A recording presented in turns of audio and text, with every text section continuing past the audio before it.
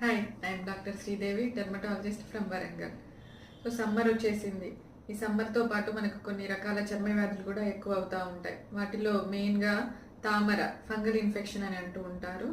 ఇది మనకి private parts దగ్గర వచ్చే ఛాన్సెస్ ఉంటాయి. అంటే తొడల దగ్గర కానీ, బటక్స్ దగ్గర కానీ, అండర్ ఆర్మ్స్ దగ్గర కానీ, బ్రెస్ట్ కింద కానీ, ఎక్కడైతే మనకి తడి చెమట వస్తుందో, ఎక్కడైతే మనం టైట్గా బట్టలు వేసుకుంటామో, టైట్గా ఉంటుందో అక్కడ ఈ ఫంగల్ ఇన్ఫెక్షన్స్ వచ్చే ఛాన్సెస్ ఉంటాయి.